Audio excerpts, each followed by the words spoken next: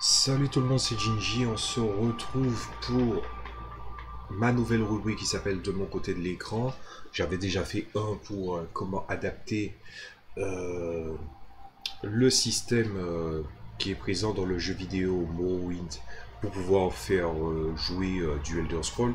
C'était véritablement pas une version exhaustive. L'essentiel avait été dit. Le reste, je le laisse à votre imagination. Puisque c'est clair que je vais pas passer à échafauder quelque chose qui finalement est fait en amateur et qui n'apportera rien sur le long terme. Quoi qu'il en soit, si ça vous a plu, forcément, j'attends de voir un petit peu ce que vous en pensez. Et là, on va passer à une étape que j'avais promis dans la version Hero Eye de Mutant Mastermind. En tout cas, j'ai trouvé ça intéressant. Je me rappelle plus c'était quelle prise donc.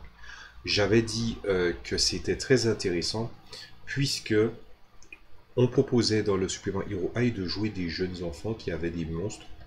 Donc on propose de jouer, même si la référence était Pikachu, c'était peut-on jouer des Monstermon avec Mutant and Masterminds. Donc j'étais censé créer un total de 4 créatures. Et la création de créatures étant un processus très très long, il y a aussi pas mal de vidéos que j'avais à rattraper, donc du coup je m'en suis occupé et j'ai laissé ça un peu de côté le temps que je puisse gagner de l'expérience, entre guillemets. Quoi qu'il en soit, j'avais déjà fait un Evoli et la meilleure chose à faire c'est de vous montrer ce Pokémon pour pouvoir aider à répondre à cette question. Donc déjà je vais montrer deux choses dans cette vidéo. La première chose, c'est de vous montrer l'adaptation d'Evoli que j'ai fait pour Pokémon.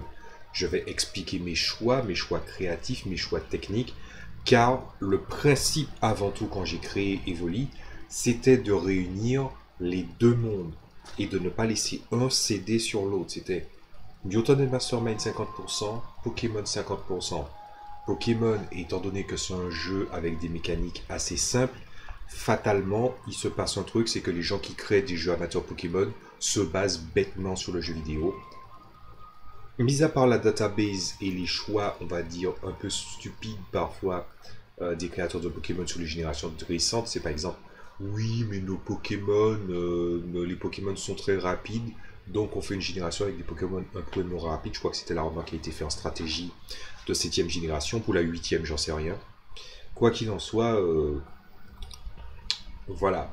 Il y a une database qui est proposée pour Pokémon de manière chiffrée, mais les transposer juste pour faire un bête système de jeu de rôle, tout transférer de Pokémon pour que ce soit un bête système, ça m'a l'air un peu tiré par les cheveux, si vous voyez ce que je veux dire. Donc, je vais vous expliquer comment j'ai fait, les choix que j'ai fait, et je vais vous dire un truc, c'est que vous n'allez peut-être pas être d'accord. Je vais vous proposer des pistes, mais ce ne sont jamais que mes pistes. Si vous voulez partir dans les pistes que je n'ai pas explorées, ça sera à vous de le faire. Le but, c'est de vous montrer comment j'ai fait et répondre aussi à la question, jouer à un Monstermon, est-ce que c'est possible? Tout en sachant que je tiens à signaler un truc, il y aura une légère différence si vous jouez en Pokémon en mode, en mode dresseur et si vous jouez à Pokémon en mode donjon mystère. Je considère que si tu joues en donjon mystère, certains avantages, comme on les appelle, certains feats, auront un poids sur les Pokémon. C'est-à-dire qu'il te donnera des avantages, alors que on n'est pas tout à fait sûr que ça puisse s'appliquer pour tous les Pokémon tout le temps. Je parle des feats de base proposés par Mutant Masterminds. Puisque les feats, comment ça s'appelle voilà, les avantages sont jamais que des finalement des capacités spéciales comme dans Pokémon. Donc par exemple pour Evoli il y a adaptabilité, anticipation et fuite. Ça serait des avantages. Voilà. Mais les feats qui sont vraiment profondément liés à tout l'univers Mutant and Mastermind peut-il s'appliquer à un Pokémon? Je pense qu'en tant que dresseur, le Pokémon, non, clairement pas. Mais en mode Donjon Mystère, par contre, oui. Par exemple, dans Pokémon Donjon Mystère, que un mec décide, je sais pas moi, on va inventer un truc, mais que quelqu'un décide d'avoir un carapuce qui comme c'est une espèce d'anthropomorphisation dont on se prend pas trop la tête, par exemple dans... Comment ça s'appelle? Voilà, dans My Little Pony.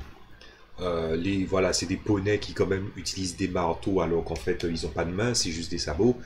On sait que c'est pour le bien, c'est la logique presque cartoonesque qui veut ça, et que finalement la vraisemblance cartoonesque fonctionne tant que tu ne mets pas de toute proportion gardée. Voilà. Par exemple, je vois mal un Smogo essayer d'utiliser un objet. Mais par exemple, imaginez que vous jouez un carapuce et qu'il veut fabriquer une écharpe spéciale. Ben oui, il y aurait des feats pour fabriquer des objets bien spécifiques et les entretenir. Voilà. Donc maintenant, on a parlé des éléments, on a parlé du donjon mystère, on a parlé du mode normal où vous allez interpréter des Pokémon. Les avantages seront des capacités spéciales. Je vais vous montrer un peu ce que j'ai fait et on va pouvoir explorer ça. Intro très très longue, mais c'était très important de devoir expliquer qu'est-ce que j'allais faire. Donc vous êtes prêts, on y va. Donc là, c'est pas le bon truc, donc excusez-moi. Voilà. Bien, allez, on va. Donc j'ai fait Evoli. Donc le poids c'est -2 et la taille c'est -4. Donc ça correspond aux différents trucs.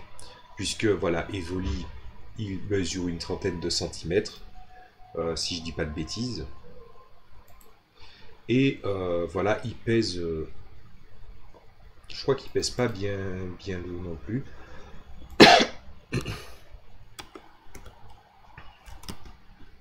Voilà, excusez-moi. Ah merde. Ah si, c'est passé. Décidément.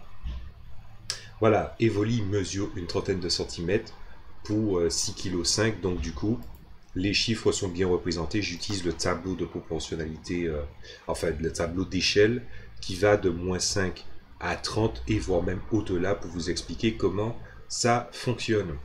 Alors, donc il y a plusieurs valeurs qui sont prises. Donc il y a le rang qui détermine la valeur, il y a la masse, il y a l'unité de temps, il y a l'unité de distance et il y a l'unité de volume. Donc au niveau de la taille, je pense que voilà, taille, on est à -4. Donc c'est bon, c'est une trentaine de centimètres, c'est parfait.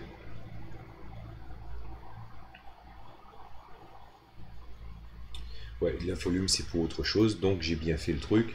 Le poids et la taille c'est parfait, donc j'ai mis affiliation Game Freak Pokémon pour bien expliquer que voilà, hein, ce n'est pas un supplément que je compte sortir.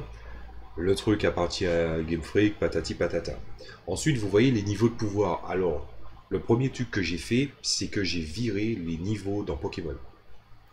Pourquoi? Parce que les niveaux, dans Mutant Mastermind, si je trouve le meilleur du deux mondes, le niveau dans Pokémon ne veut strictement rien dire. Enfin, ça veut dire quelque chose, mais on verra ça après. Quand tu dois établir un Pokémon de base, il faut que tu le prennes sous sa base de l'âge adulte. Et le Pokémon, il a un niveau de pouvoir bien spécifique. Donc ce qui va se passer, c'est que les Pokémon étant en eux-mêmes des créatures surpuissantes, hein, contrairement à l'image que Pokémon a maintenant, puisque avant Pokémon c'était bien déterminé que c'était des monstres, et maintenant on te parle des Pokémon comme si c'était le règne animal dans les jeux, comme si en fait les abrutis qui te disaient hey, les Pokémon c'est des animaux qui se mettent dans des fosses. Ah ben ils se sont mis à rentrer dans le développement du jeu, d'où mon profond désaccord. Hein. Pour moi Pokémon n'existe que dans la fiction des jeux de cartes, parce que j'adore le jeu de cartes Pokémon, dans le JDR et ma perception de Pokémon en JDR pour le jeu amateur que j'ai fait, et aussi ma définition de cette espèce de monde fictif que j'ai créé, puisque c'était en contestation du fait que les fanfictions Pokémon étaient nuls à chier.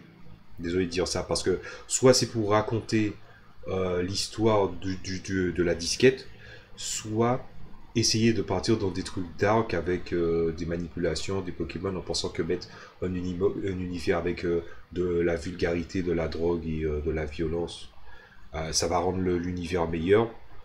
Les gens n'ont pas encore compris comment on fait pour respecter le travail de l'auteur tout en prenant certaines libertés. Voilà. Bref, tout ceci étant dit, là on va quand même passer sur un modèle, donc en faisant le travail le plus exact possible. Le niveau de base d'un Evoli en niveau de pouvoir sur Mutant Mastermind, c'est niveau 9. Ce qui veut dire que c'est 120 points de dépensés. Donc,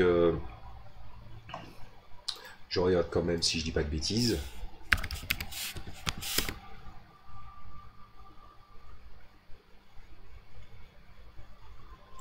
Donc, il y a une notion de correspondance de niveau. Je suis en train de regarder les vignettes. Attendez un moment.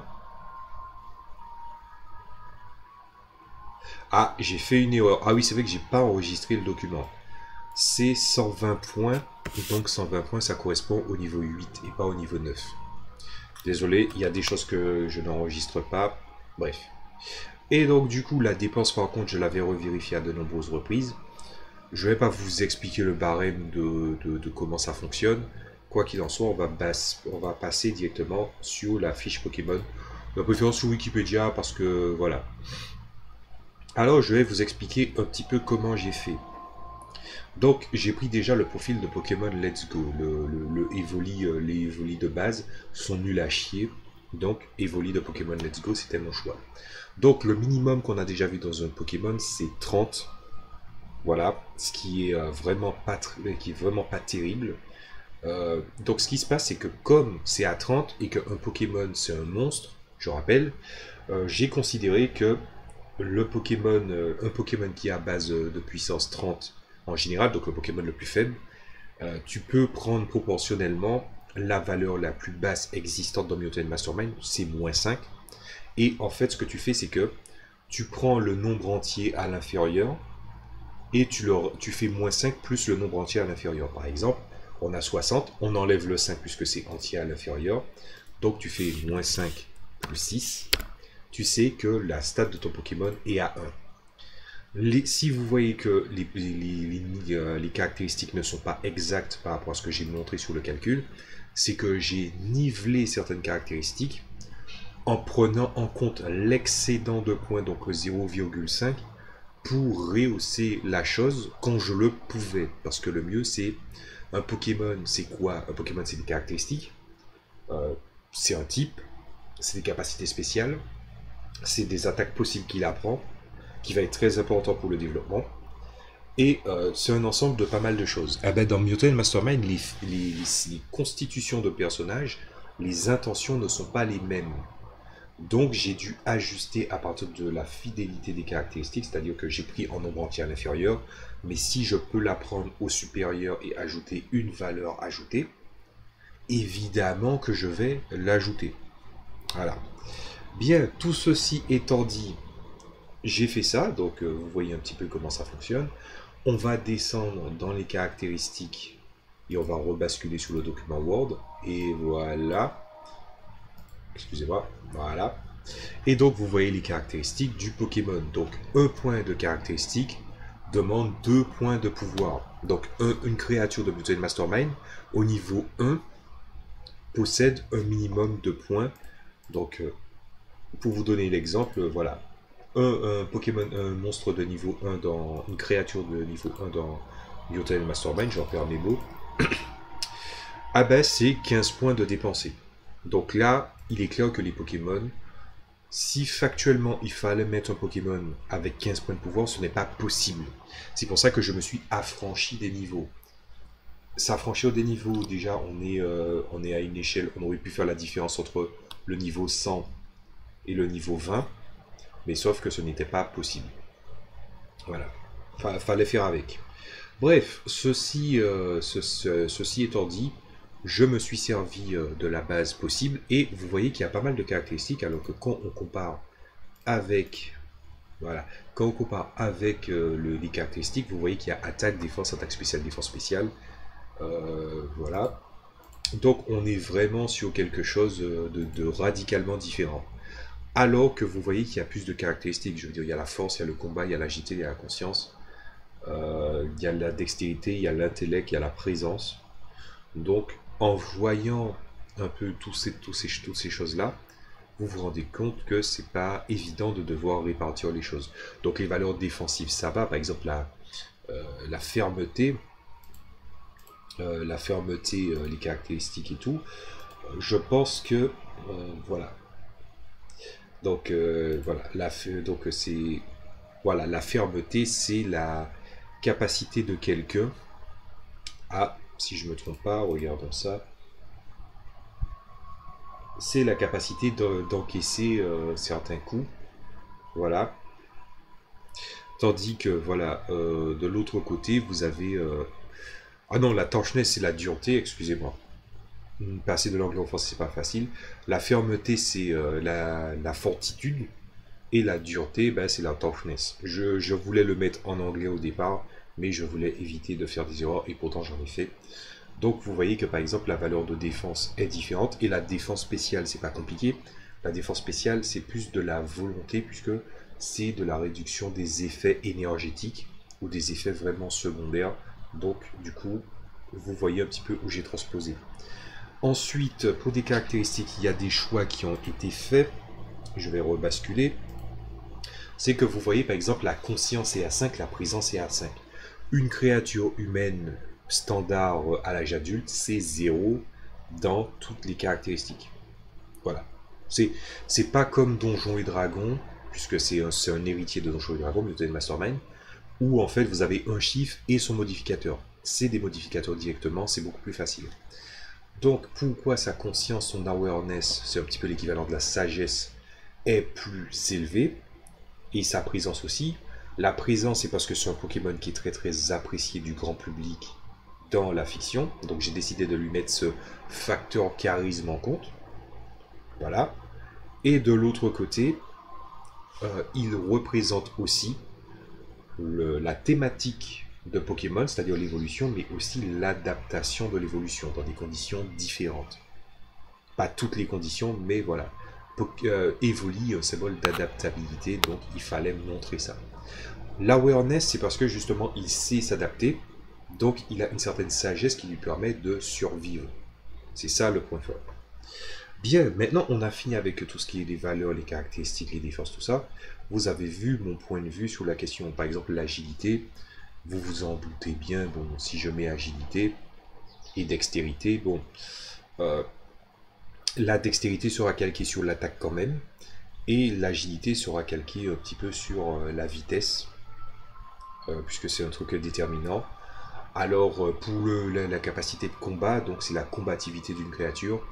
La créature est-elle hostile ou pas? Quel genre de créature c'est?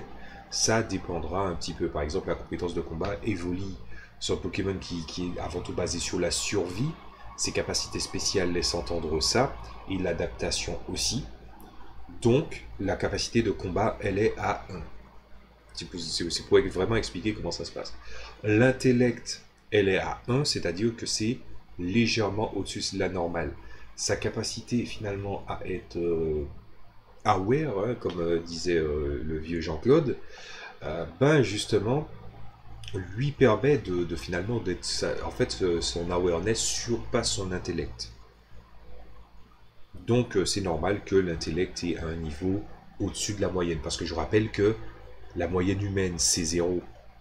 Et un Pokémon ne peut pas être calqué sur un humain, mais s'il faut aller le restituer, c'est un petit peu ce que ça donne. Bien, maintenant que nous avons parlé des détails des caractéristiques, le reste, bon, je pense que vous pouvez très bien aisément voir. Je crois même qu'on a tout traité. L'esquive, voilà, c'est aidé par rapport à la vitesse. La parade, bon, bah, c'est pas un Pokémon qui est doué nécessairement pour parer, quoi. Donc, du coup, il a une parade qui est un peu faible. La parade a été augmentée pour prendre en compte le fait que dans Pokémon, c'est quoi? Et voilà pourquoi je dis que le jeu vidéo ne doit pas être tout le temps pris en compte. Vous avez sûrement vu des Pokémon dans le dessin animé, dans l'animé plutôt. Voilà, ça serait plus correct, hein, parce qu'il y a des puristes, probablement. Dans l'animé, il y a des Pokémon qui ne sont pas rapides, donc ils préfèrent encaisser plutôt que d'esquiver. Et du coup, ça se reflète comment dans le jeu vidéo? Ah ben, ça ne se reflète pas. Ces gens, on lui met, il a beaucoup de défense, il a beaucoup de défense. Alors que je pense que quelqu'un qui décide d'encaisser et quelqu'un qui décide de subir, c'est pas du tout la même posture. C'est pour ça que j'ai eu un véritable problème avec les jeux qui te disent il y a une différence entre, en fait, ils te disent esquiver et encaisser, voire même se prendre des coups, c'est exactement la même chose. J'ai un problème avec la classe d'armure, et ce système-là est plus proche de ma vision des choses. C'est-à-dire que tu peux esquiver, tu peux parer, tu as une sauvegarde pour résister à des effets de maladie qui est la fermeté, la dureté, la toughness, c'est la capacité à encaisser des coups. Puisque je rappelle qu'il n'y a pas de point de vie dans le jeu. Hein. C'est un système de tu vas te prendre, tu te prends 4 attaques, tu es incapacité. Tu te prends 4 altérations, tu es incapacité. De préférence physique. Mais quand tu prends des capacités variées, on explique ça dans le livre de base de Mutant Mastermind, je vous résume ça. En gros, il y a des attaques qui vous infligent des altérations d'état bien spécifiques. Quand vous prenez des effets, les effets sont différents et vous prenez un effet bien spécial à cet instant T. Si l'effet se prolonge, il se prolonge. Mais quand des effets se rejoignent successivement, ils se mélangent et mettent les personnages dans une situation plus dramatique. J'expliquerai en conclusion en quoi c'est génial pour un Monster Mode. Bien, maintenant qu'on a fini ça, on va continuer avec la partie qui est... bon, allez, on va aller faire les avantages. Donc, les avantages. Alors, comment ça se passe? Les avantages sont des... Voilà, c'est un petit peu comme les dons de Donjons et Dragons, pour repérer, pour aider les gens un petit peu. Et le truc, c'est que un don, c'est un point de pouvoir. Et je trouve que pour les capacités qui ont... Pour les capacités qui ont, par exemple, ont des grades, ont des niveaux, c'est-à-dire que plus tu mets des points, plus ça augmente, ça peut être vite pété, en fait. Et c'est pour ça que dans le mode dresseur, si tu as un Pokémon, les dons que tu verras dans le livre de base de Mutant Mastermind, il ne faut pas le mettre à ton Pokémon. Si tu veux, à ton dresseur aussi. Je crois qu'il y avait un jeu qui s'appelait Pokémon Kingdom où tu joues tu joues dans l'univers de Pokémon à une heure médiévale. C'est un jeu tactique, je crois, qui était sorti sur DS. Et du coup, à ce moment-là, un dresseur qui, par exemple, c'est manier une arme ou c'est combattre, ben, tu lui mets des dons en tant que dresseur, ça fonctionne.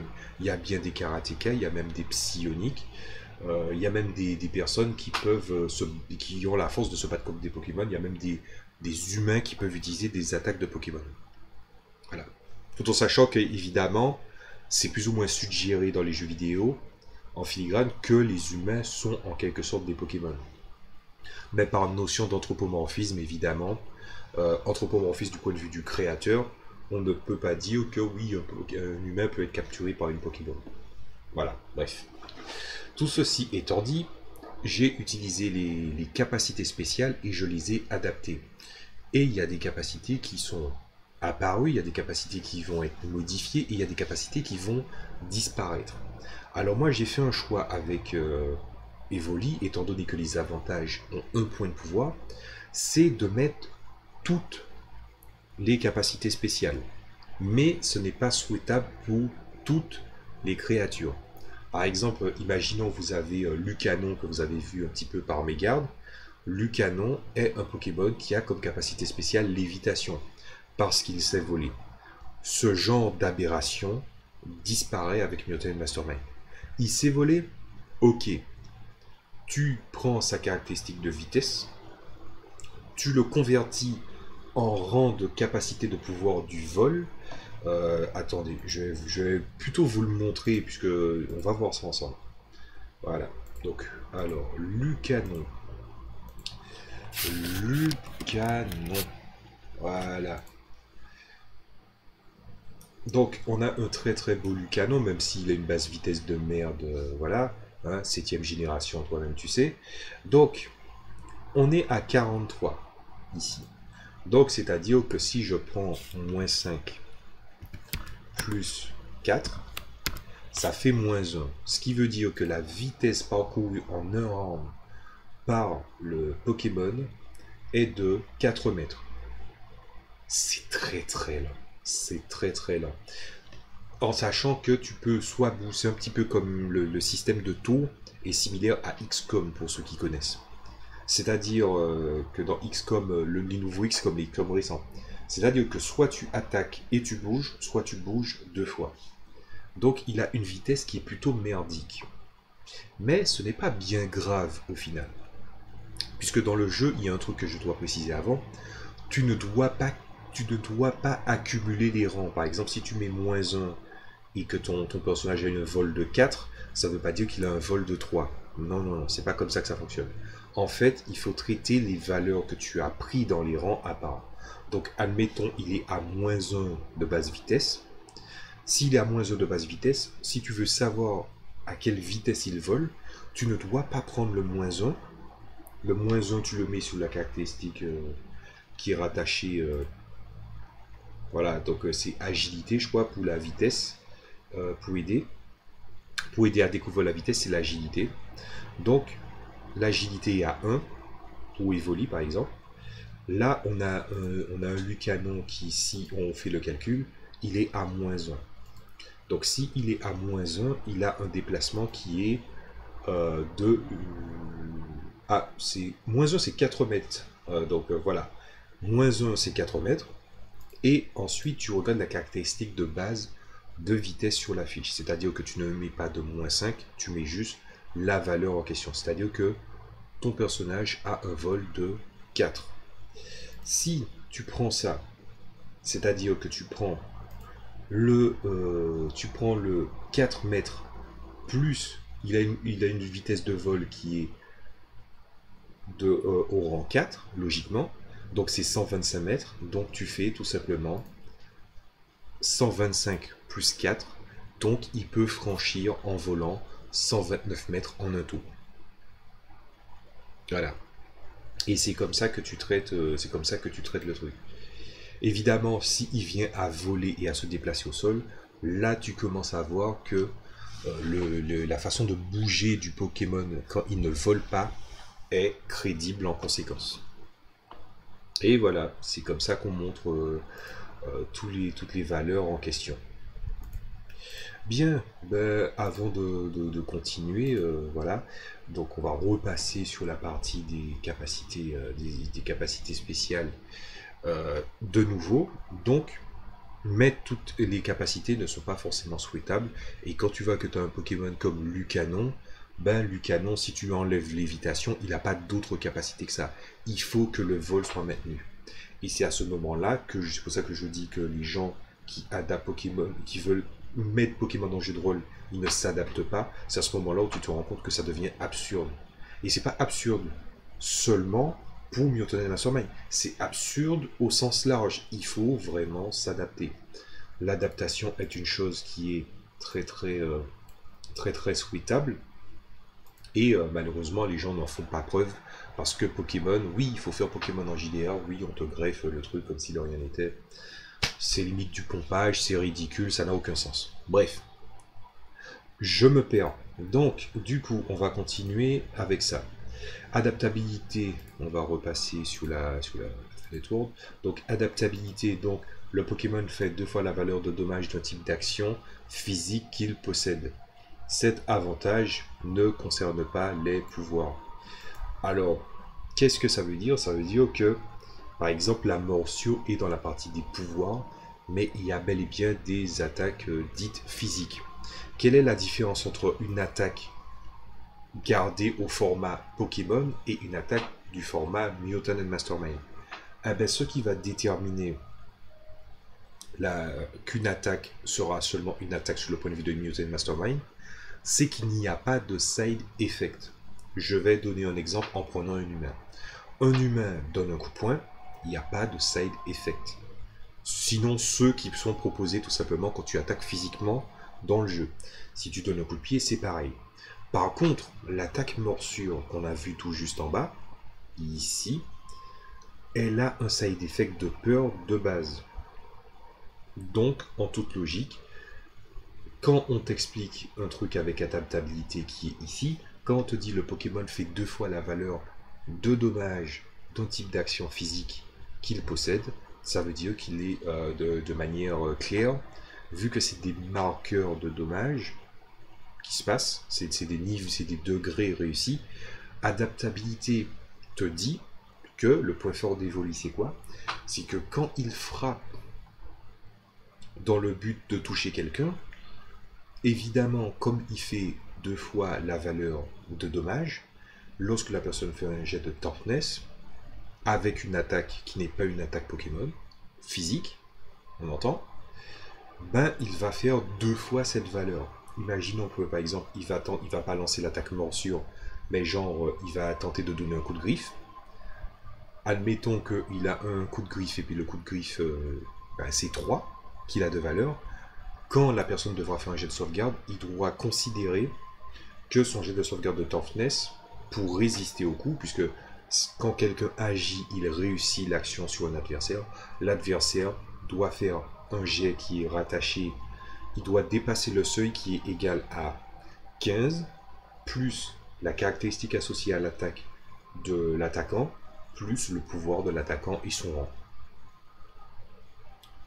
Et à ce moment-là, qu'est-ce que ça montre en fait? C'est que Evoli, quand il a une attaque physique, une action physique qu'il possède qui n'est pas une attaque Pokémon, ben il cause 2 fois plus de survie. Et cette adaptabilité-là est intéressante. Pourquoi? Parce que vous vous souvenez de son attaque qui s'appelle Dernier Recours. Ah ben, adaptabilité, quand tu l'adaptes en Mutant Mastermind, j'y avais même pas pensé, hein, c'est quand j'ai vérifié les attaques et le barème des niveaux, c'est à ce moment-là où je me suis rendu compte que si tu mets adaptabilité dans Mutant Mastermind, l'attaque Dernier Recours ne sert à rien, puisque cette attaque montre une certaine force du Dernier Recours, c'est-à-dire recourir à des attaques qui ne sont pas des attaques de Pokémon, mais des attaques basiques, physiques. Et là, ça commence à être intéressant. Ah ouais, là, ça commence à être intéressant. Donc, ensuite, on a la deuxième capacité qui est anticipation. Le Pokémon devine si l'adversaire connaît un pouvoir dangereux pour lui. La créature perçoit, la créature perçoit les pouvoirs d'un adversaire qui vaut 2 fois la valeur des défenses qu'il pourrait opposer. Et c'est là où on va parler des types. Il y a plusieurs écoles pour pouvoir traiter ça dans Mutant Mastermind. Alors on pourrait garder les types tels quels, et même par exemple les attaques comme charge, mimikyu, tout ça, tu peux leur accorder le type, tu peux mettre les stabs, les œufs. Mais le but n'était pas de transformer Mutant Mastermind en jeu Pokémon. Le but c'était d'adapter Mutant Mastermind avec l'univers de Pokémon et que ce soit le meilleur des deux mondes. Et s'il y a bien un truc qui posait problème et qui posait conflit, c'était les types. Je vais expliquer ça rapidement. Les types avaient un véritable problème parce que tu as un Pokémon de tel type, tu apprends telle ou telle attaque, et tu apprends des attaques d'autres types. Donc en gros, en quelque part, le type auquel tu appartiens est déterminé par tes pouvoirs, ou inversement, parce que tu es de ce type, tu apprends telle ou telle attaque. C'était problématique. Dans Mutant Mastermind, quand tu as un pouvoir, ça ne veut pas spécialement dire que tu as cette famille d'appartenance de pouvoir. Par exemple, si tu possèdes le Fire Blast, le Firebolt, Explosion, ce genre de choses-là, ça ne veut pas dire que tu es un élémentaire de feu.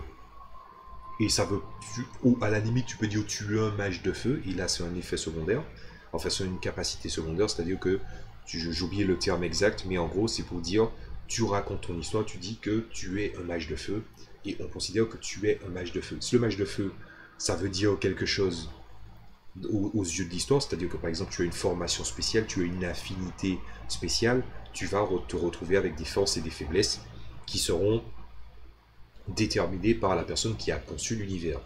Mais par défaut, celui qui possède des pouvoirs n'est pas déterminé par son type à partir des attaques qu'il possède. Et son type lui-même, s'il y avait un type dans la version Mutant Mastermind de Pokémon, si quelqu'un avait un type, ça voudrait dire qu'il serait régi par la plupart de ses capacités qui, contre toute vraisemblance, il y a des attaques que des Pokémon n'apprennent pas pour des raisons absurdes. Voilà. Par exemple, le coup du Piafabec qui s'est volé, mais pas un sécateur, même si c'est un truc pratique, puisque c'était une CS, une capacité secrète, faut se l'avouer, ça n'avait aucun sens. Donc toutes ces choses-là, tous ces petits problèmes-là qui venaient à être posés, C'était tout simplement parce que c'était un jeu vidéo. Le principe du pierre, papier, ciseaux de Pokémon est intéressant, il faut se l'avouer pour Pokémon, mais si tu dois adapter un Monstermon, et notamment Pokémon, si tu as le type, tu peux décider soit de le laisser tel quel, et à ce moment-là aussi, en quelque part, subir les conséquences de ça. Donc par exemple, les conséquences du type, c'est quoi? C'est que toutes les attaques sont dans la capacité pouvoir, et ça veut dire que tu vas payer bonbon, et aussi que finalement, les attaques de base pour ta créature n'existent pas. Alors qu'en fait, je ne vois pas pourquoi il n'apprendrait pas des capacités bien physiques, bien à lui, qui ne demandent pas de pouvoir ou qui ne demandent pas d'extra effort, ou qui n'ont pas, ou qui n'ont pas de side effect, si vous voyez ce que je veux dire. Donc j'ai été confronté à ce problème-là. Et il y a aussi le fait que les types, ok, tu veux que les types ils aient une fonction. Sauf qu'il n'y a pas de point de vie dans le jeu, c'est des marqueurs de dégâts. Donc par exemple, si quelqu'un te lance une attaque efficace, ça veut dire que par exemple, on aurait pu le mettre comme ça, c'est-à-dire une attaque qui est efficace sur toi te fait pas 1 degré quand tu subis l'attaque, mais 2 degrés.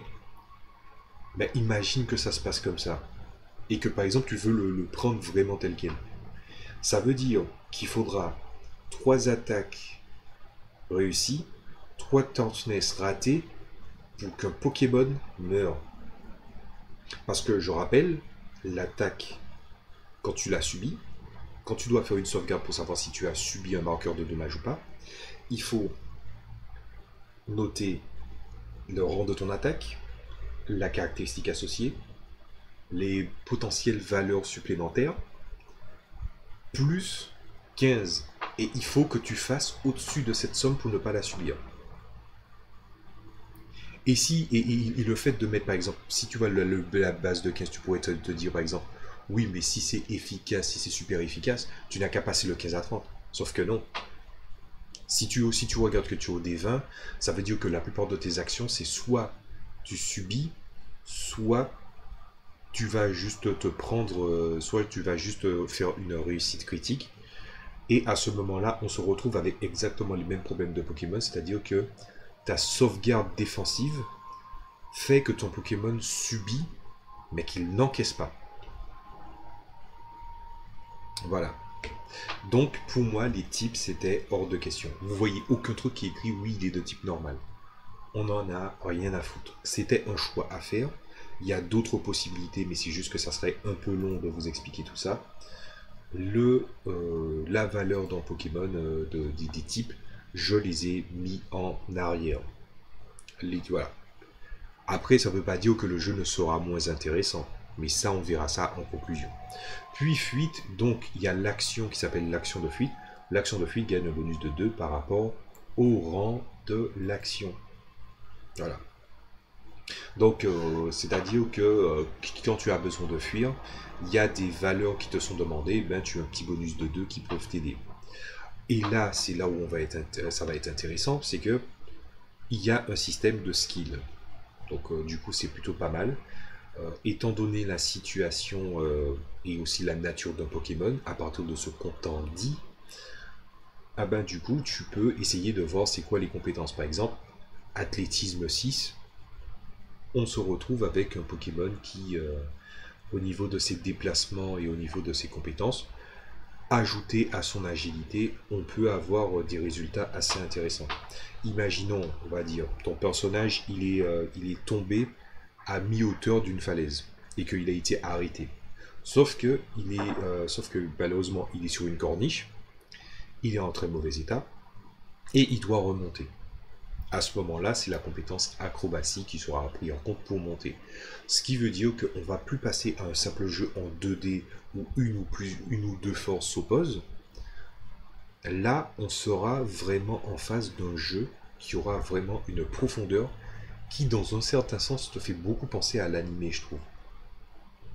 Là, on te prend en compte que tu peux être... C'est comme par exemple, j'ai oublié quelle dresseuse avait un tortipousse, et puis son tortipousse avait une vitesse hallucinante pour un tortipousse normal. On est dans ce genre de truc là. Un Pokémon, tu peux avoir un Tortank. Oui, mais ton tank, ça sera pas les mêmes tanks. Ça sera pas une notion de niveau, ça sera une notion de comment il s'est entraîné, comment le dresseur l'a entraîné, comment il s'est débrouillé, comment il a décidé de modifier certaines de ses attaques, comment il a décidé d'approcher ça. On verra ça après, évidemment. Et du coup, les compétences sont là pour donner un petit peu plus de profondeur au Pokémon. Voilà. De l'autre côté, on a aussi, voilà, par exemple, combat rapproché, désarmé, donc les objets et les dispositifs. Ça, c'est parce qu'il y avait une capacité, il y a des attaques qui te disent, tu tapes quelqu'un, ou bien tu prends un objet sur quelqu'un. Ah bien à ce moment-là, au lieu de le faire sous forme d'une attaque et donc de pouvoir, tu le mets tout simplement sous forme de compétence. Et le truc, c'est que sous forme de compétence, ça vaut vachement moins fort que si c'était sous la forme de pouvoir. Donc désarmer et aider c'est pour aider pour les capacités en équipe, donc lancer des attaques combinées, comme la fameuse attaque absurde du Elidel du Pikachu, où le Elidel se transforme en or parce qu'il a été touché par la foudre sans aucune raison apparente. Vous voulez faire des trucs stylés comme ça? Voilà, il y a des moyens mis en place pour ça. Maintenant, on va passer à la partie de l'attaque. Donc, je vais expliquer comment je me suis chargé de l'attaque. On va passer sur la toile, voilà. Donc, on va prendre l'attaque morsure. C'est le meilleur moyen de vous montrer ça. Donc, voilà, morsure. Bien. Donc, alors, comment ça se passe? Les attaques ont de la précision, les attaques ont des PP, de la puissance. Comme j'ai déjà expliqué, l'attaque dans Mutant and Mastermind, c'est quand même ta caractéristique associée, plus le niveau de l'attaque, plus des modificateurs, plus d'éventuels dons. Et la plupart du temps, il faut faire une somme au-dessus pour pouvoir réussir. Sauf que le seuil, il est déterminé par un des 20, c'est-à-dire que la notion de précision, quand tu vois une attaque avec une précision de 100%, est-ce que ça veut dire que tu touches à coup sûr? Il y a un calcul par rapport à la base vitesse qui est normalement inhérent à un jeu vidéo, donc tu ne peux pas reprocher ça à un jeu vidéo, mais dans un jeu de rôle, si tu veux adapter ça, c'est limite casse-gueule. Et c'est à ce moment-là où ça devient intéressant, c'est que la précision pourra t'aider, mais elle ne peut pas t'aider quand tu vois qu'il y a un truc avec une précision de 100% et un peu inférieur. Il faudra vraiment observer de quoi il est question. Ce qui va se passer, c'est que ta puissance, par contre, étant donné que dans Pokémon, c'est caractéristique plus stable, plus puissance, et que le stable, personnellement, il n'a pas lieu d'être si tu ne mets pas les types, dans mon cas, ben du coup, il faut que tu revoies la puissance à la baisse, sauf pour les attaques ultimes. Ben oui, parce que l'attaque ultime, c'est à base de 120, 130 pour la plupart des attaques. T'as pas besoin de baisser leur puissance en fait. Mais encore une fois, on va enlever les unités et on va arrondir à l'entier inférieur et on va prendre juste la puissance. Sauf que le calcul est beaucoup plus brut et basé sur le cercle du type, ce qui ne sert à rien puisque tu peux augmenter la puissance de tes attaques par le biais des compétences dans Mutant and Masterminds. Ce qui veut dire que les attaques sont dans la vaste majorité trop fortes, sauf pour ceux qui sont à 120 ou au-dessus, parce que ce sont plus ou moins des attaques ultimes, les attaques les plus puissantes de leur type, tu n'as pas besoin de changer leur puissance. Donc par exemple, si tu vois une attaque qui est de base 120, tu vas pas le diviser par 2 pour que ça fasse 60, et donc tu enlèves le 0, ça fait 6. Non. Tu as juste à garder le 12, et ça devient l'attaque ultime. Mais là, on est sur une puissance de 60, on va le diviser par 2, ça fait 30, on enlève le 0, ça fait 3. Pourquoi je parle de ça, et à ce moment-là, on va basculer dessus, c'est parce que les attaques de base, enfin les attaques sur le type de Pokémon, c'est-à-dire les attaques qui seront considérées comme des pouvoirs, la différence entre une attaque physique et une attaque de Pokémon, ça sera le side effect. C'est pour ça que Morsure est dans la partie pouvoir. Donc, le rang de l'attaque, c'est tout simplement la puissance qu'elle dégage. Si ce n'est pas un ulti, tu divises la puissance par 2. Et donc ça fait 3. Donc le rang est 3. Les dommages, c'est 3. Et ensuite, tu précises le type de dégâts. Par exemple, pour Morcio, j'ai mis dégâts perçants. Voilà. Ensuite, avantage. Donc là, c'est le side effect. C'est cause un effet secondaire de peur à l'adversaire sur un jet de volonté raté avec tout degré de difficulté équivalent au score de combat, plus dommage, plus rang de pouvoir de l'attaquant. Si vous avez noté ce que j'ai dit avant, il n'y a pas de plus 15 dans ce calcul-là. Et je vais vous expliquer pourquoi.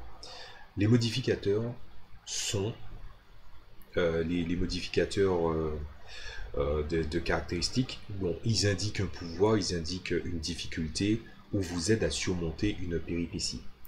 Mais comme il n'y a pas de point de vie, il y a des notions où des attaques affectent les modificateurs, donc les caractéristiques de votre personnage une fois qu'il a subi une attaque. Voilà, par exemple, si vous vous faites attaquer 4 fois avec réussite, c'est-à-dire en échouant votre jet de toughness, ça veut dire que votre personnage sera incapacité. Sauf que la side effect de la morsure, elle est bel et bien physique, donc le jet de toughness se doit d'être fait, mais le side effect, c'est de faire un jet pour causer la peur à l'adversaire, qui est un des modificateurs possibles, un des effets possibles, de base dans les règles de Mutant Mastermind. Donc la peur fait partie de la liste. Le mieux, ça serait peut-être de vous montrer ça. Donc j'y vais. On fait ça, on fait ça.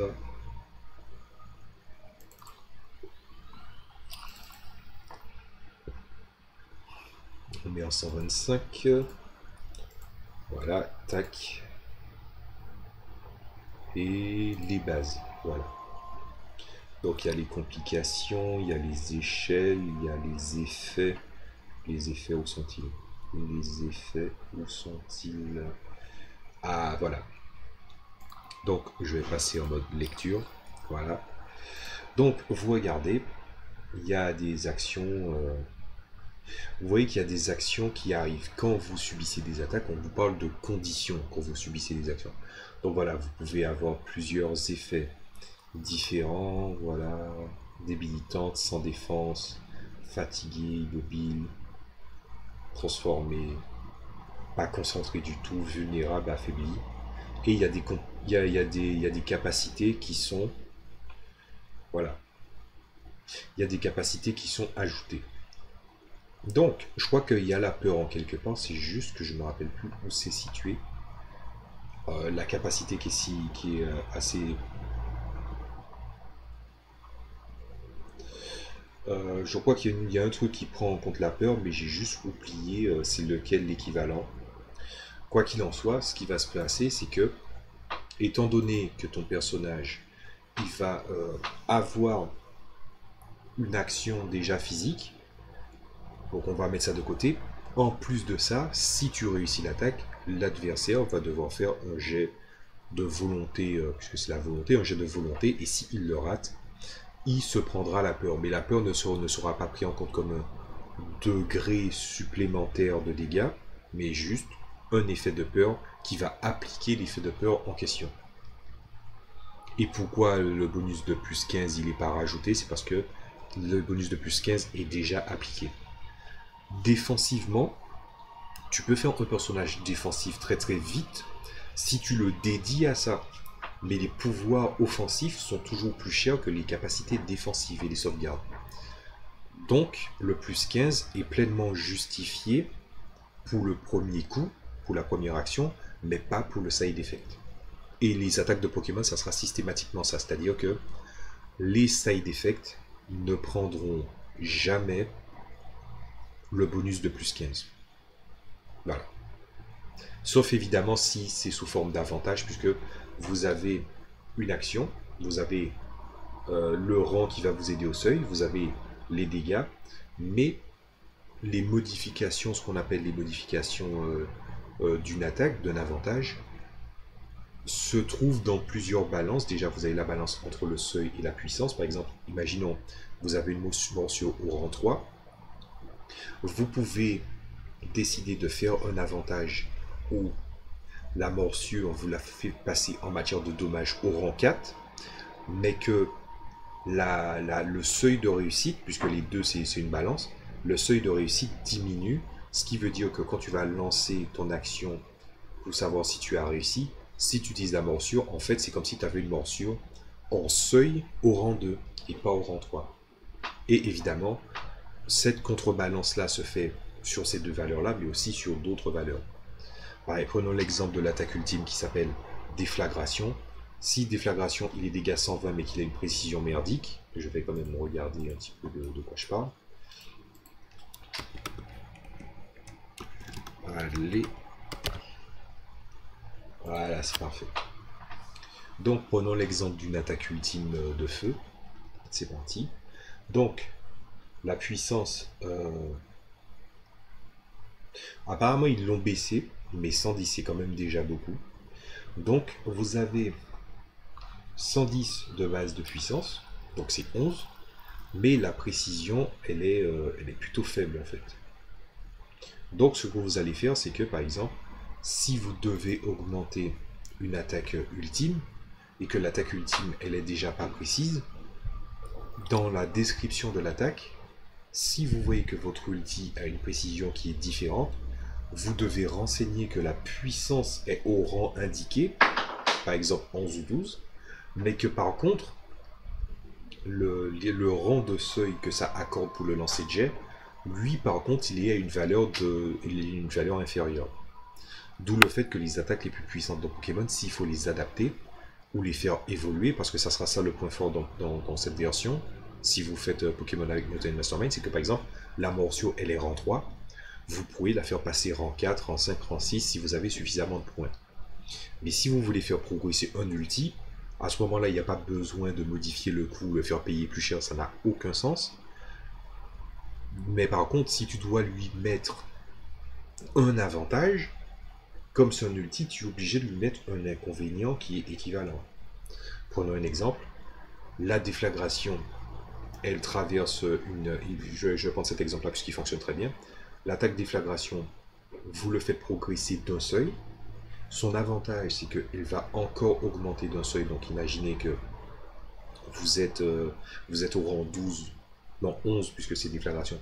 Vous êtes au rang 11, ben, vous voulez le faire progresser rang 12.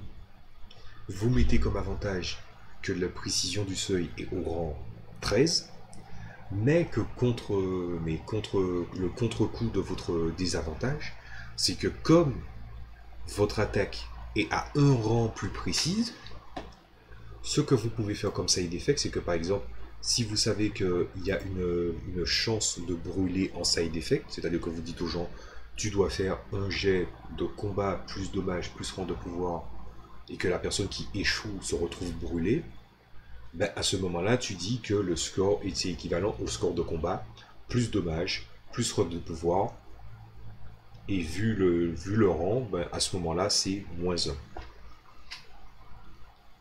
Et voilà. Bien, on a déjà traité de pas mal de choses dans cette vidéo, et je pense que j'ai à peu près presque tout réglé. Je vais juste voir ce dernier point-là avec vous, si vous le voulez bien. On va regarder les attaques. Donc, quel est le moment où vous allez déterminer que votre Pokémon il est à l'âge adulte? Parce que j'ai dit que c'est divisé en plusieurs rangs, c'est-à-dire bébé. Je ne suis même pas sûr d'avoir dit, ça fait plusieurs prises. C'est en gros, il faut connaître l'âge d'un Pokémon. Quand vous faites le profil comme je le fais là, c'est à l'âge adulte.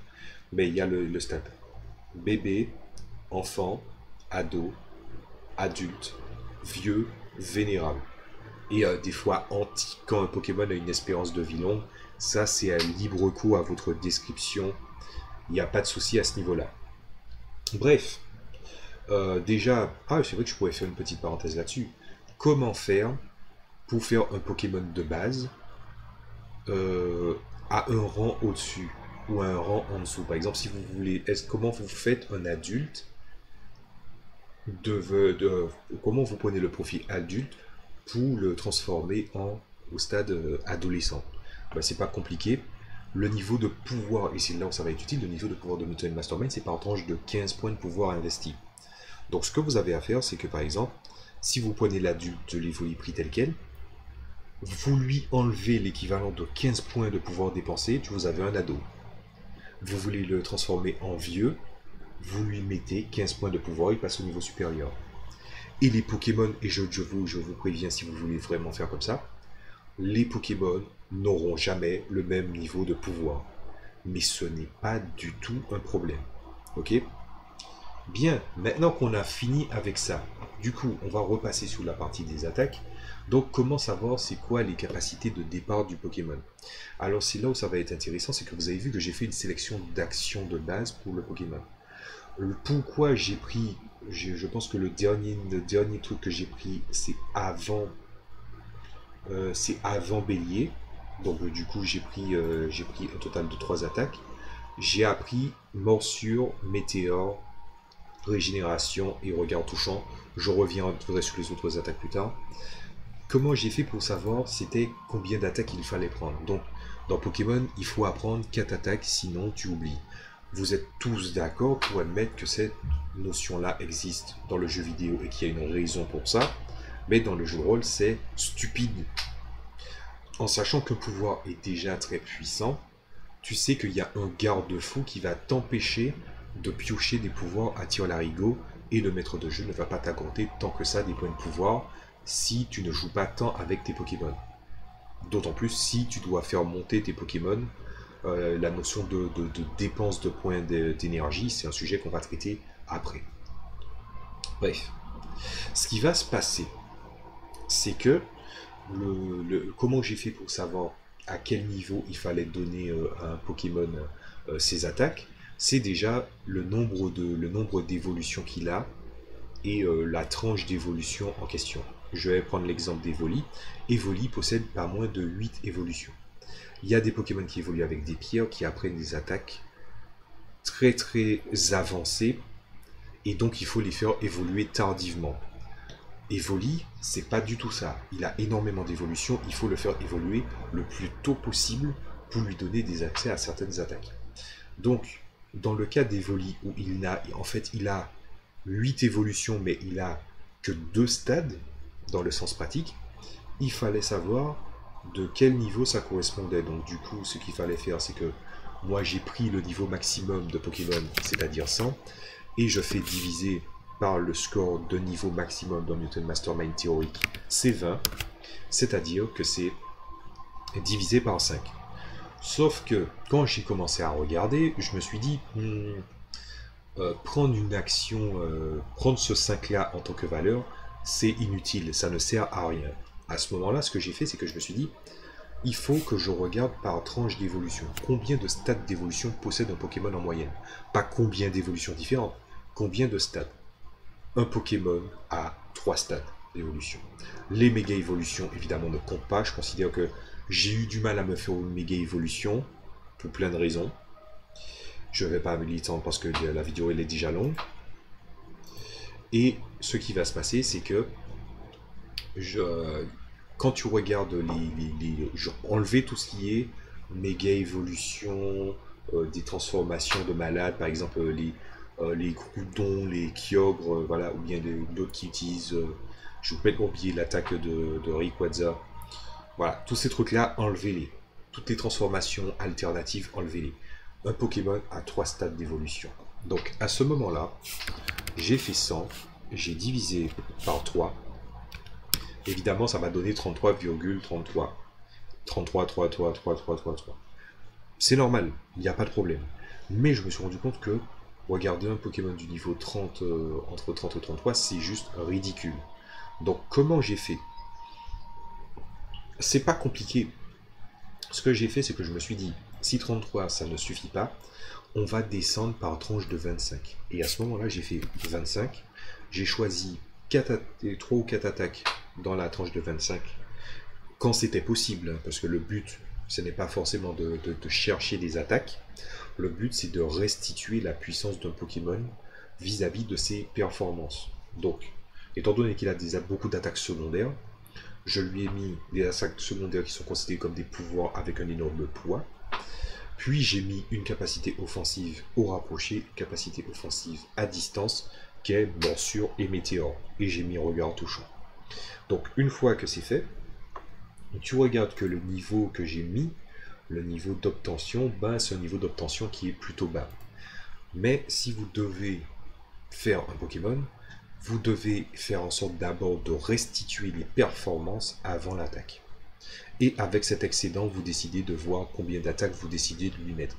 Vous ne devez pas faire les attaques en premier et les caracs en deuxième. Ça sera forcément faussé, ça sera pas bon. Parce que si vous faites ça, vous ne savez pas si les caractéristiques ne sont pas exactes, les sauvegardes ne seront pas exactes, les capacités spéciales ne seront pas exactes, les compétences ne seront pas exactes. Voilà. Bien, une fois qu'on a fait tout ça, vu que moi je regardais par tranche que le Pokémon il est en deux tranches en gros, ben normalement c'est par tranche de 25, c'est-à-dire que le Pokémon évolue n'a que 2 stades d'évolution. Je divise en deux, c'est-à-dire que je dis que un Évoli, s'il est trouvé à l'état sauvage, il peut apprendre les pouvoirs qui sont adaptés du niveau 1 au niveau 25. Si vous tombez sur une évolution, j'ai oublié comment on dit ça, je crois que c'est évolution, on appelle ça en anglais, ben, si vous tombez sur une évolution à l'état sauvage, par contre, vous choisissez un nombre d'attaques. Bon, vous n'êtes pas obligé d'en choisir 4. Les pouvoirs, c'est vraiment en dernier.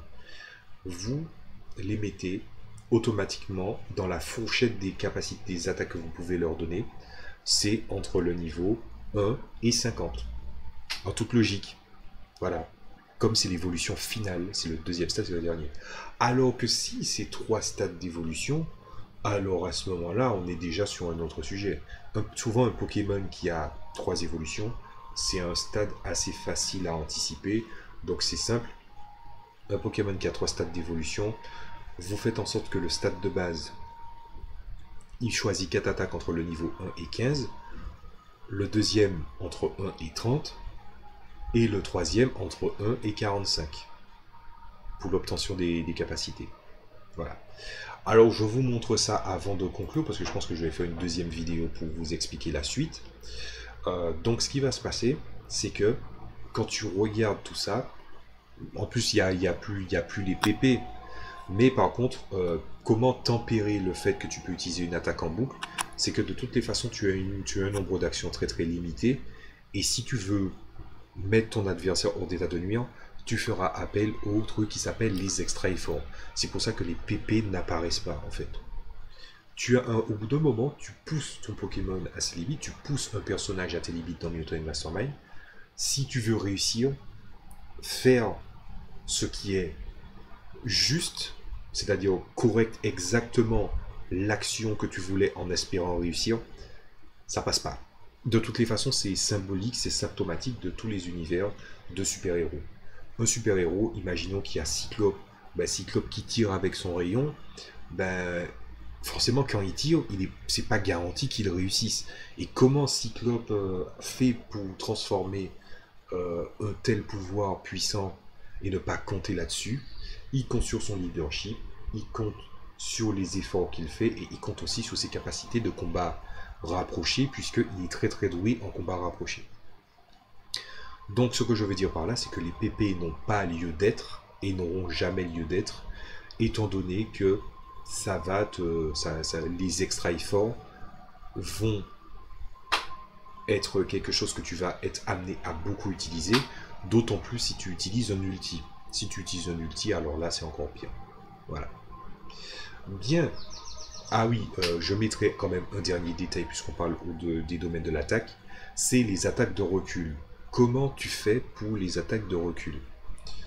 Ben c'est pas compliqué, les attaques de recul, ce que tu fais c'est que quand tu veux lancer une attaque de recul, tu devras, pour éviter, en fait c'est pour éviter de prendre des marqueurs de dommages automatiques, puisque c'est 4 marqueur de dommage et après ton personnage est incapacité, c'est pas bien compliqué.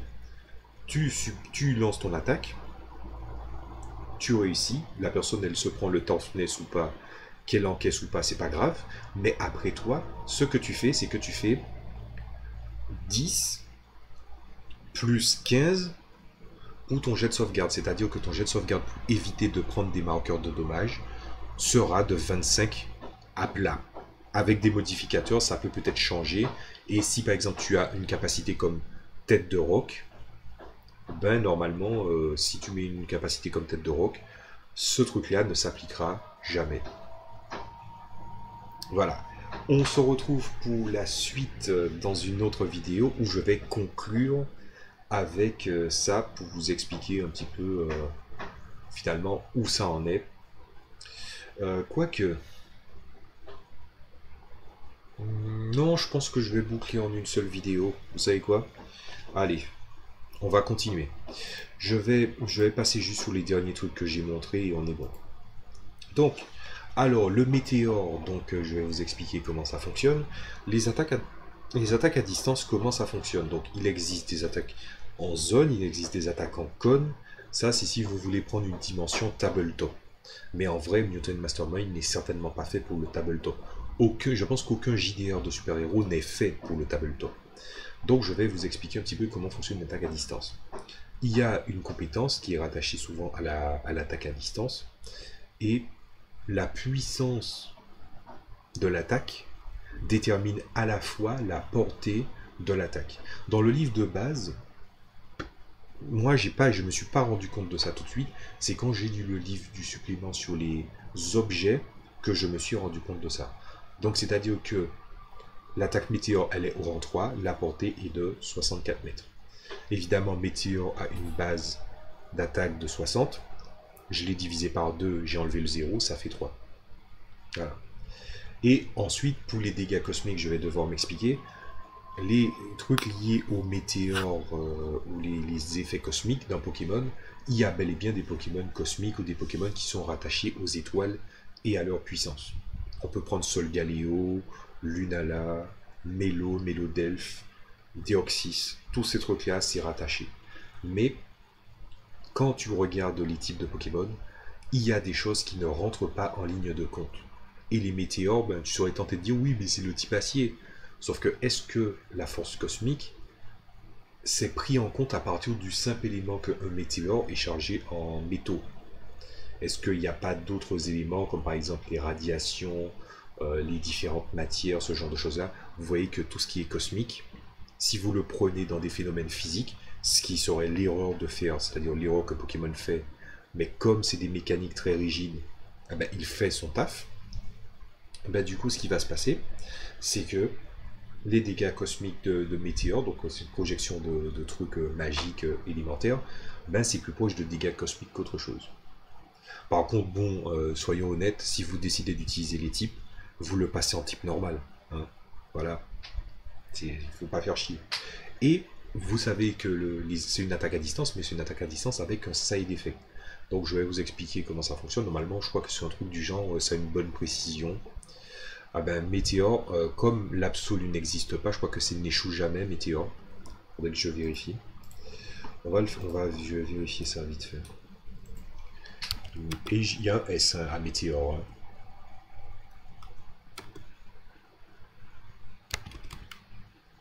Oui, c'est ça, il y a un S. C'est juste que j'ai pas corrigé mon document. Mais voilà. En gros, on te dit n'échoue jamais. Même si on te dit 99,6%, on s'en fout, c'est-à-dire on n'échoue jamais. Sauf que c'est un absolu n'échoue jamais.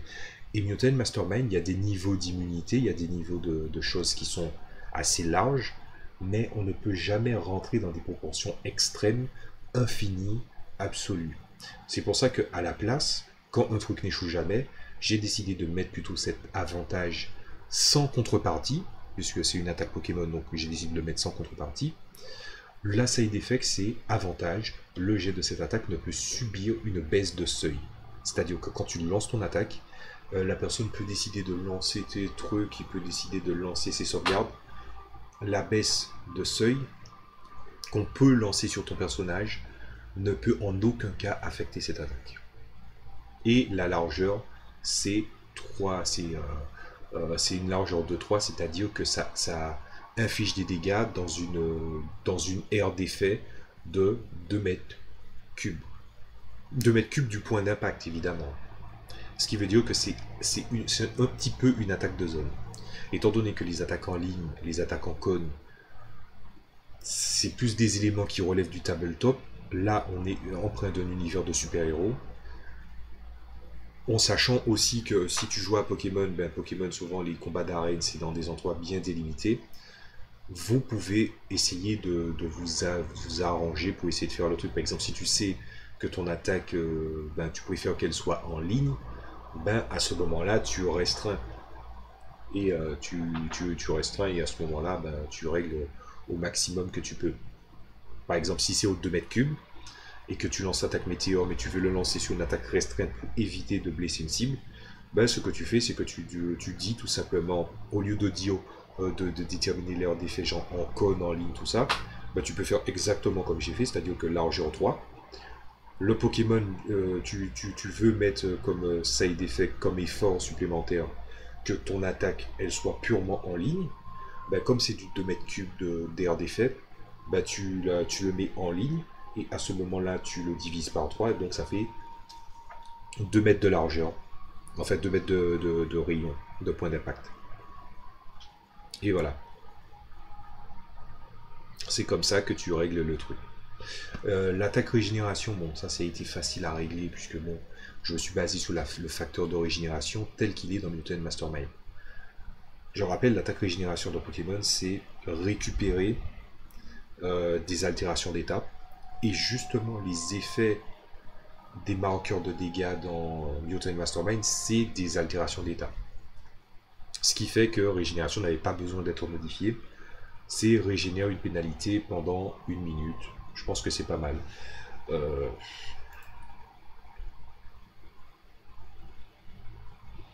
Voilà.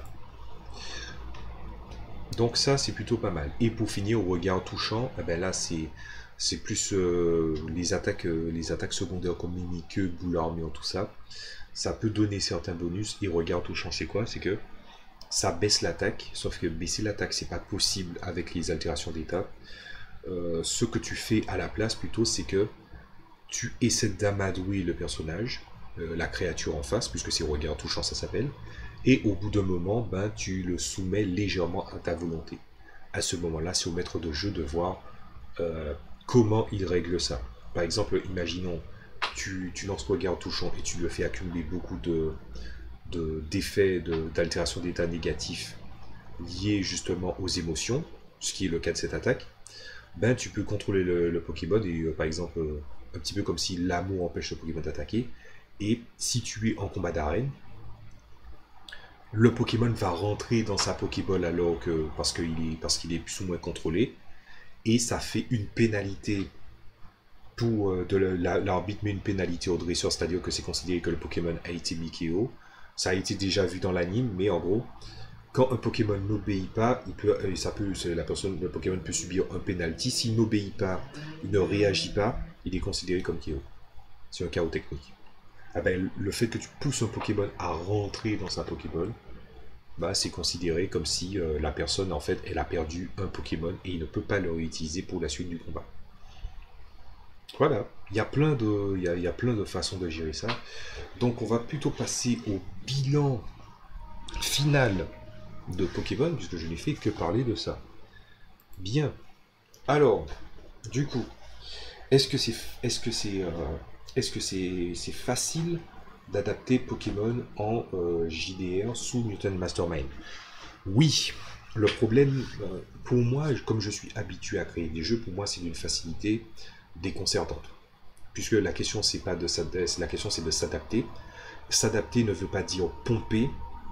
Ça veut dire regarder les éléments qui sont mis à disposition dans les deux facettes de ce que tu veux adapter pour pouvoir donner un produit qui restitue une vision de l'auteur. Sauf que dans Pokémon, le principe est assez simple. C'est quoi le principe de l'auteur?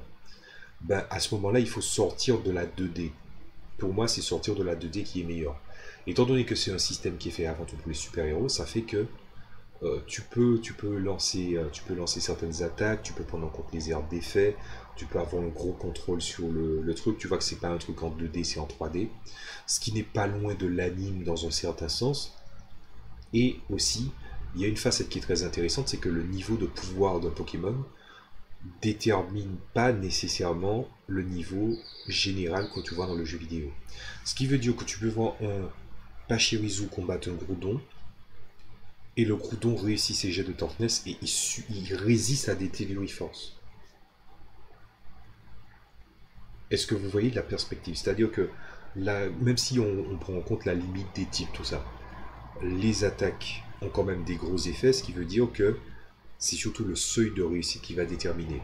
Et tant d'autres qui va déterminer l'issue du combat. En sachant que c'est des marqueurs de dégâts que tu te prends avant d'être incapacité ou des marqueurs d'effet, ça fait que ça met une dimension dramatique au vu des effets possibles.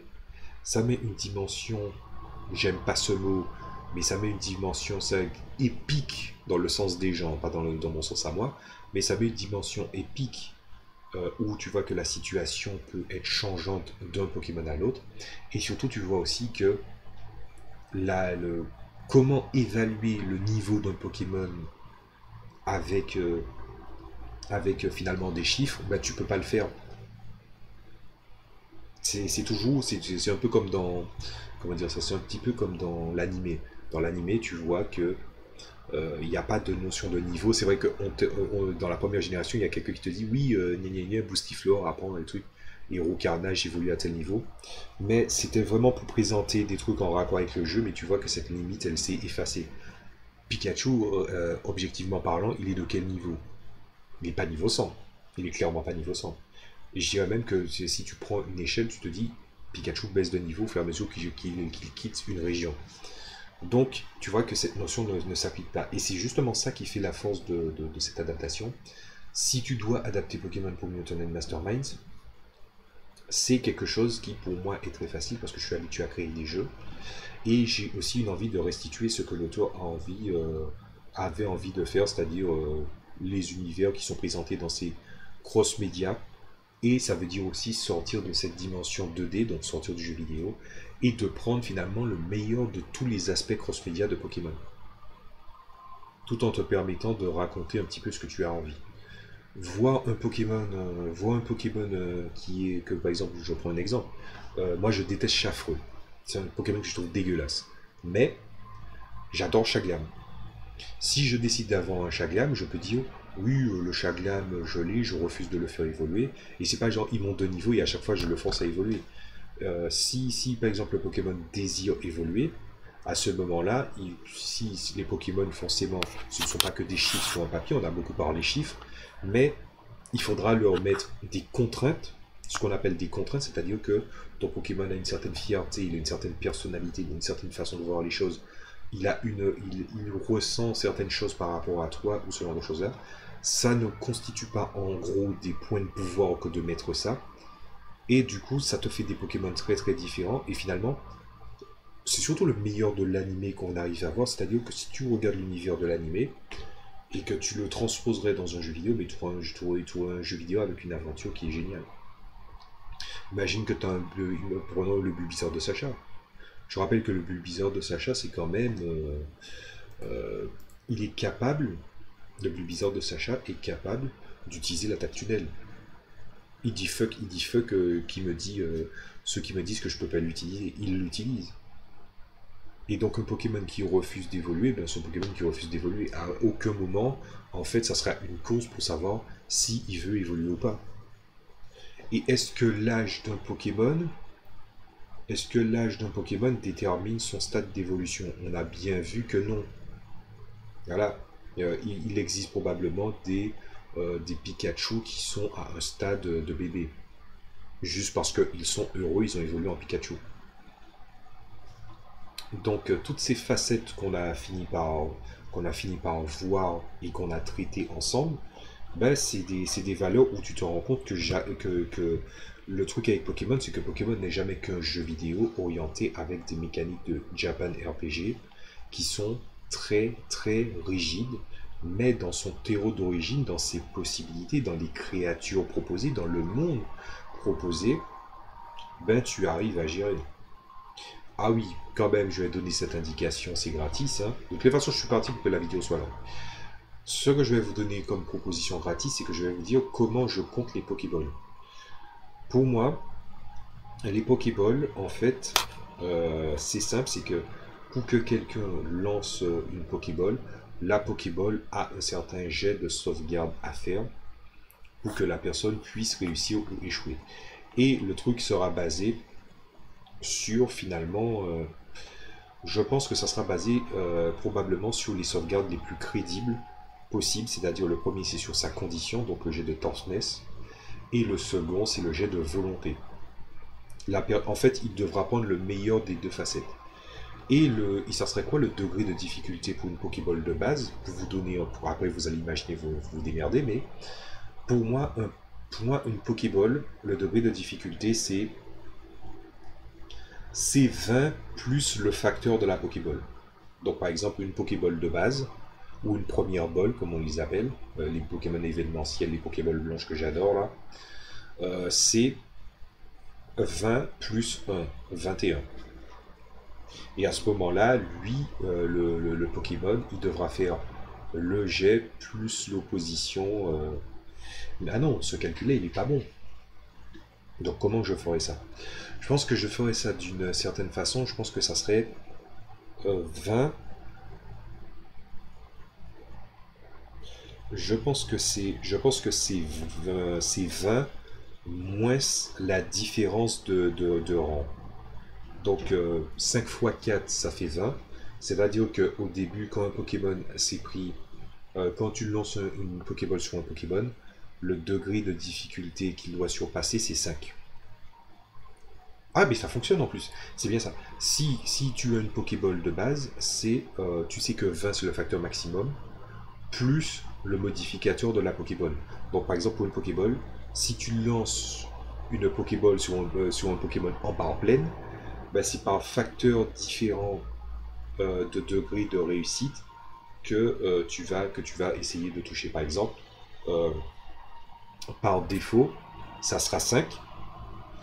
S'il se fait toucher une fois, c'est 10. Deux fois, c'est 15. Trois fois, c'est 20. Pourquoi 5 de base? C'est parce que le modificateur le modificateur de sauvegarde sera très très important, mais le lancer se résout toujours au D20. Donc ça sera très très facile. Donc c'est la valeur au maximum 20, et c'est pas en tranche de 5, c'est le maximum, le maximum c'est 20. Et ce qui va se passer, c'est que tu vas devoir gérer. Par contre, c'est toucher le Pokémon avec la Pokéball qui va peut-être être compliqué. Par exemple, les Pokémon qui se font toucher, bon, pour les toucher, il faut déjà qu'ils se rendent compte que l'attaque a été lancée. Et je pense qu'un Pokémon pourrait lancer une attaque pour détruire la Pokéball avant qu'elle ne l'atteigne. Mais par contre, s'il a attaqué, il faudra le compter en extra effort et à ce moment-là, corser la difficulté d'un rang supérieur. Prenons un exemple. Tu lances la Pokéball, lui pour contrer la Pokéball, il va tenter de l'esquiver, il n'y a pas de souci, mais s'il tente de détruire la Pokéball tandis qu'elle arrive, ben à ce moment-là, s'il est en barre pleine, ben, le degré de difficulté qu'il aura s'il rate le fait de la destruction de la Pokéball, ben, le degré de difficulté c'est pas 5, c'est 10. Et ainsi de suite, et ainsi de suite. C'est comme ça que j'aurais fait. Voilà. Alors, comme j'ai dit, l'absolu, comme j'ai dit, l'absolu n'existe pas. Pour la Master Ball, ça voudrait dire quoi? Ben, la Master Ball, c'est le degré de difficulté, pratique maximum des univers à la D et des Mutant Masterminds. C'est-à-dire que c'est 45. Donc il faudrait que le modificateur soit très très élevé, ou que le Pokémon soit limite un légendaire. Je pense que le statut légendaire pourrait être mis en avantage pour baisser pour augmenter, se rajouter une valeur au résultat du Pokémon, en fait. Donc la Master Ball à plat, c'est 45. Et si tu es légendaire, j'aurais mis un avantage que tu achètes, un avantage de Pokémon légendaire pour les Pokémon légendaires, qui fait que il a beaucoup plus de réticence à rejoindre, donc une certaine somme s'ajoute à son résultat. Et normalement, ça devrait fonctionner. Bien, bon. Donc j'ai déjà donné beaucoup d'indications, j'ai déjà donné beaucoup d'indices. Qu'est-ce que je pourrais dire d'autre? Ben, qu'est-ce que je pense de Pokémon? Pokémon, pour moi, c'est très facile à adapter puisque je suis quelqu'un qui respecte avant tout le matériau d'origine. Et quand il y a des possibilités qui sont données ou un principe qui est très très simple, j'essaie quand même de ne pas trahir les matériaux que j'ai utilisés pour ça. Je pense que pour les notions des attaques, et comme il y a des notions de BC, attaque, défense spéciale, ce genre de choses-là, ça peut prendre sous forme d'effets au lieu des effets typiques de Mutant Mastermind et pas des caractères comme l'attaque, la défense spéciale, la vitesse, tout ça. Donc ça, c'est normal. Mais d'un autre côté, il y a des actions qui sont simplement des actions physiques et on appelle ça des attaques Pokémon.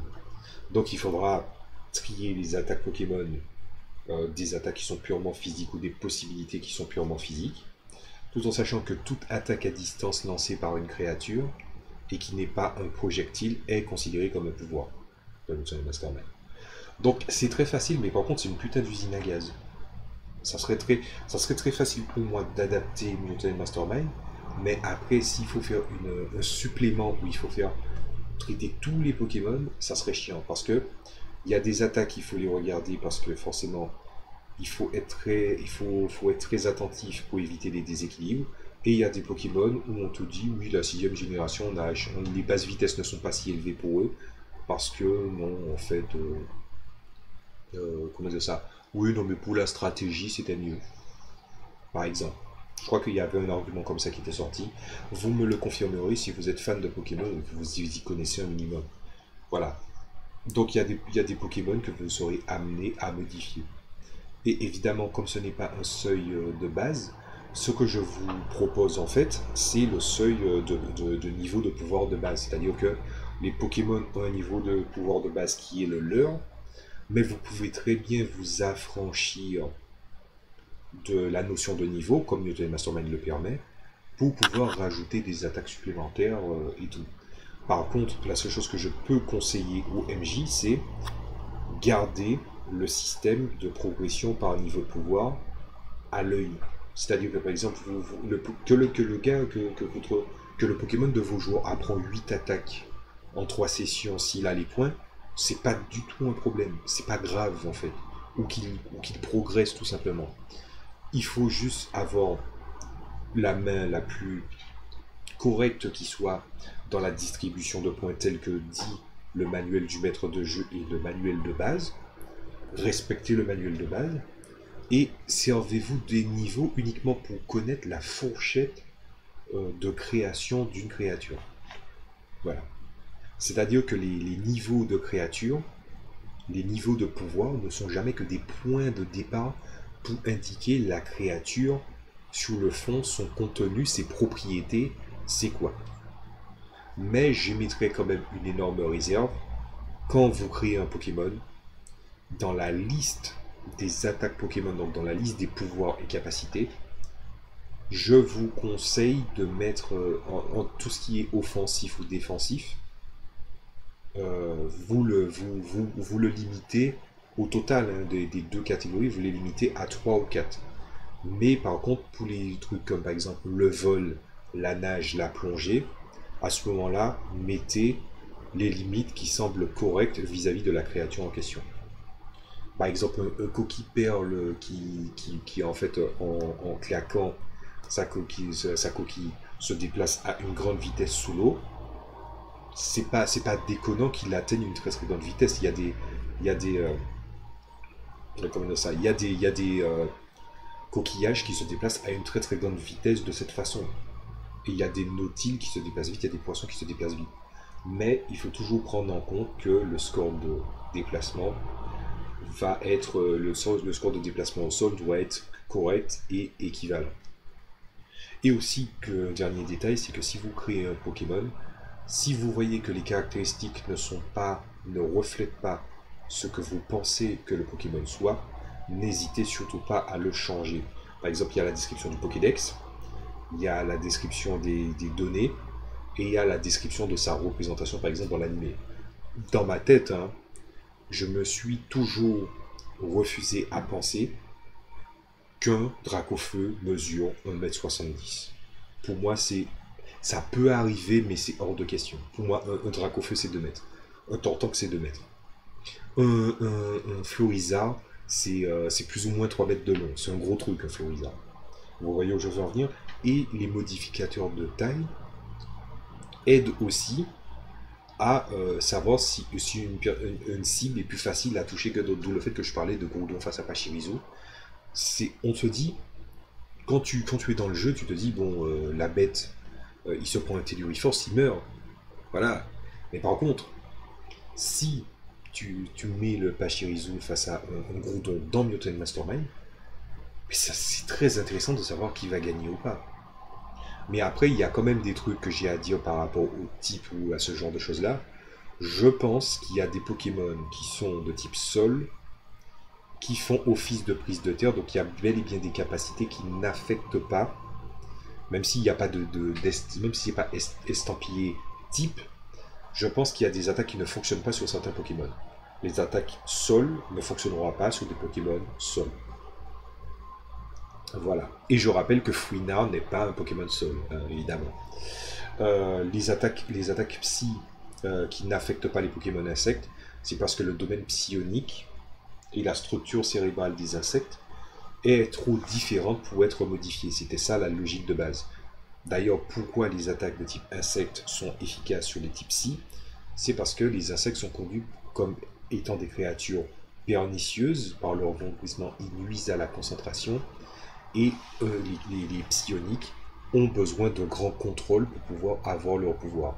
Et que les insectes sont gênants, en fait. C'est pour ça que c'est fait. Il y a une logique derrière les types. Et à ce moment-là, vous verrez que certaines actions, certaines attaques ne fonctionneront pas sur eux. Et à ce moment-là, oui, vous pouvez prendre la notion de Pokémon là-dedans.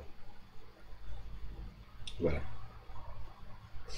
Donc, maintenant que j'ai dit ça, on va terminer avec ça enfin. C'est une usine à gaz. Je vous ai dit à peu près qu'est-ce que j'en ai pensé et les recherches que j'en ai faites. Je vous ai montré comment j'ai créé une créature pour Mutant Mastermind. C'est la première sur 4. La chose que j'aurais à vous dire, c'est que je ne compterai pas faire Pokémon en machin. J'ai mon propre JDR amateur qui me permet de jouer à Pokémon et j'y joue même pas. J'ai des jeux, je sais même pas quand je les jouerai. J'ai des JDR, je sais pas quand je les jouerai, quand je les adapterai, quand je les corrigerai. Mais comme cette gamme-là m'intéresse pour faire des one-shots, donc je me renseigne au maximum. Donc, finalement, la question ultime, c'est est-ce qu'on peut jouer à un Monstermon avec Mutant Mastermind? Je peux dire qu'il le réussit avec brio. Voilà. Après, il y a aussi un truc qu'il faut prendre en compte si vous êtes resté jusqu'au bout, c'est que j'ai parlé aussi du respect du matériau d'origine. Mais par exemple, vous pouvez créer votre propre Monstermon, votre propre univers avec vos propres créatures, vous les dessinez, vous les imprimez, vous faites des trucs, et puis vous faites votre propre sauce, il n'y a pas de problème. Hein.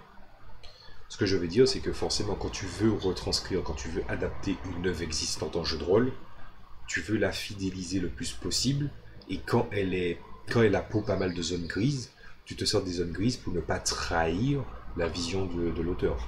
Mais vous faites ce que vous voulez. Par exemple, j'aimerais bien voir qu'est-ce que ça donne de voir le truc de la gestion du tableau des types. Moi, je sais que c'est une invitation au désastre, mais qui me dit que vous n'allez pas tenter de faire un truc et peut-être avoir une solution pour compenser tout ça. Voilà. Normalement, ce que je fais est souvent mûrement réfléchi. Donc, quand ça sera fait, quand on aura fait tout ça, je pense que voilà, il n'y a pas de problème.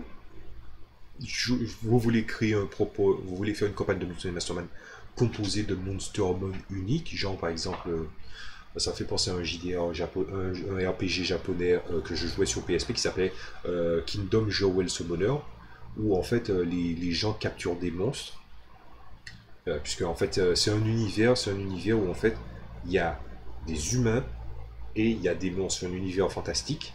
Et il y a une technologie où en fait tu as des mages qui utilisent des cristaux, des joyaux, et en fait ils capturent des fois des simples animaux, de simples créatures différentes, et du coup il peut les réappeler. Par exemple, ce que j'avais, c'est qu'au début on te donne une grosse créature hyper balèze, et après tu choisis tes alliés à un moment, et ils ont une créature unique à la fin dans l'histoire, mais ma première créature qui m'a été donnée, c'était un oiseau de foudre, et ce qui s'est passé, c'est que je lui ai mis tellement de joyaux de type eau, qu'il a évolué en oiseau de type eau. Et il avait aussi des capacités électriques dans son arsenal. Par exemple, une espèce de Fallen Kingdom Joel Summoner, c'est très bien. C'est un jeu qui est pas connu, mais il est pas connu du tout, quoi. Mais comme d'habitude, c'est souvent les jeux pas connus, les petites perles qui sont inconnues que j'ai rencontrées, qui, des fois, le pitch en tant que jeu vidéo, c'est pas terrible, mais en JDR, mais ça rendrait mais trop bien. Donc, c'est une réussite globale. Je vais vous dire un truc, c'est que je vais vous dire à la prochaine fois. J'espère que ça vous a plu. C'est très très long, je sais, mais je préfère. Au début, je pensais découper en deux, mais là, je vois qu'il valait mieux le traiter en une fois. Si ça vous a plu et que vraiment vous voyez des possibilités, je vous ai vendu du rêve. Là, je vais quand même faire une exception. La vidéo est telle longue et je pense que je ferai rarement des préparations aussi poussées, mais là, je ferai une exception en vous disant n'hésitez pas à laisser un like et à partager la vidéo. Ah, petite exception faite. Et surtout, restez attentifs aux nouvelles vidéos puisque je vais continuer à présenter des créatures et peut-être même en live. Enfin, pas en live. Ça serait compliqué. Mais peut-être le faire dans des vidéos à part. D'autres créatures. Donc, là, j'ai fait une créature de l'univers de Pokémon. C'était faisable. C'est bouclé. Je vous ai montré comment adapter Pokémon pour Mutant Mastermind. La prochaine vidéo de ce genre, ça sera adapter une créature de notre monde, de notre univers de jeux vidéo. Je vais quand même prendre ça comme élément de référence pour aider les gens qui vraiment ont besoin d'aide à partir de databases, parce que là j'utilise des databases pour aider, mais je peux très bien créer des créatures par moi-même, et ça sera la dernière créature que je ferai. Mais c'est pour vous montrer que vous avez un terreau extrêmement puissant sur le net qui vous permet de produire des choses. La question c'est, êtes-vous capable de les adapter? Moi je vous montre comment je fais de mon côté de l'écran. C'était Ginji, je vous dis à très bientôt, salut à tous.